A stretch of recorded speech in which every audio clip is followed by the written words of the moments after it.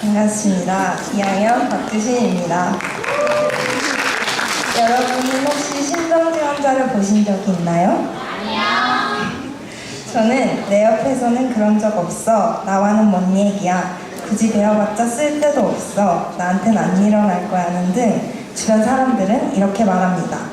하지만 우리나라에서 일어나는 1년 심정지원자 수는 약 2만 명이나 됩니다. 그럼에도 불구하고 심폐소생술의 시행률은 고작 12%밖에 되지 않습니다. 미국과 일본의 절반에도 못 미치는 것입니다. 사람들은 왜 심폐소생술을 시행하지 않으려고 하는 것일까요? 그 이유는 다른 구조자가 있기 때문에 심폐소생술을 시행할 판단이 서질 않아서 심폐소생술을 하다가 죽을까봐 라는 이유들로 시행하지 않고 있습니다. 심정지 환자에게 심폐소생술을 하던 중 발생하는 문제에 대한 책임은 착한 사마리아인의 법인 법률로 보호하고 있답니다. 혹시 환자가 잘못된다 해도 아무것도 안 하고 죽음에 이르게 방치하는 것보다 훨씬 낫다는 사실을 꼭 기억해 주시길 바랍니다.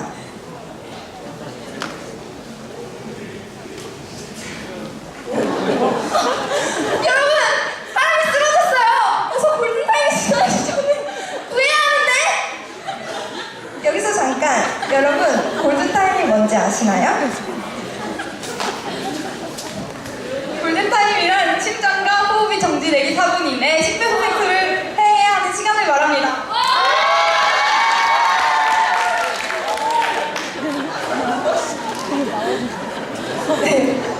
네, 맞습니다. 그리고 골든타임을 지키기 위해 가장 먼저 달려나가는 것은 바로 119 구급대원들인데요. 심장이 정지된 지 1분 후 심폐소생술을 실시한다면 97%의 생존율을 가지지만 2분, 3분이 흘러갈수록 생존율은 거의 사라집니다. 6분이 흐른 후에는 생존율이 거의 없다고 합니다. 하지만 평균 구급대원이 도착하는 시간은 5분 이상입니다. 우리나라 구급대원들이 현장에 도착하는 시간이 날이 갈수록 늦어지고 있는데요. 한 사연으로 작년 6월 경기도 성남에서 황선태를 당한 박정아 씨는 아직도 그날이 또렷이 기억난다고 합니다. 얼굴과 어깨에 3도 화상을 입은 박 씨는 그간 5차례 수술을 받아 죽을 고비를 넘겼는데요.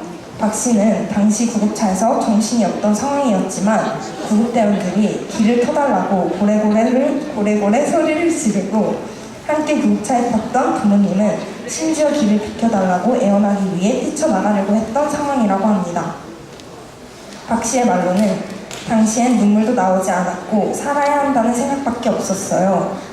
당시 운전자들이 자신의 가족이 타들어가고 있다고 느꼈다면 구급차에게 길을 쉽게 터주지 않았을까요? 라고 말했다고 합니다.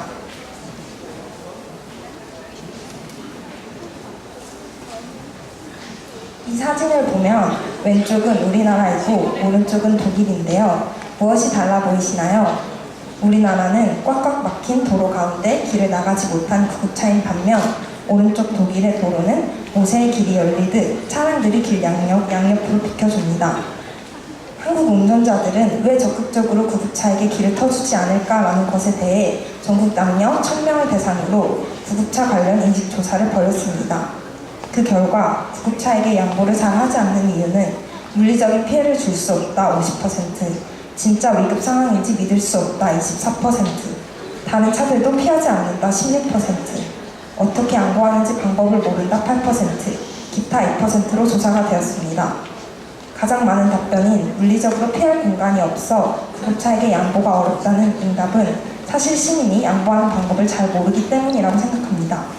구급차 양보 의무와 방법에 대해 교육을 받거나 정보를 접한 적이 있느냐는 질문에 응답자 74.5%가 전혀 없다고 답했습니다. 반면 독일 대사관은 독일에서 운전면허를 따기 위해 구급차에게 양보하는 방법부터 배우고 학교에서 자동차뿐만 아니라 자전거에도 구급차에게 길을 내줘야 한다고 배운다고 밝혔습니다. 과연 우리가 구급차에게 길을 열어주지 않는다면 얼마의 벌금을 받는 것일까요? 우리나라는 길을 터주지 않는다면 20만 원의 과태료를 냅니다. 하지만 미국은 벌금 730달러, 즉 83만 원의 벌금을 냅니다.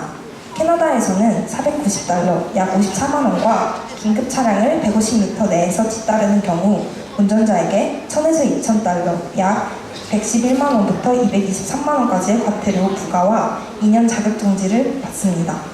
우리나라도 외국처럼 구급차에게 양보하지 않으면 강력한 단속과 처벌이 뒤따라야 된다는 생각이 듭니다. 감사합니다.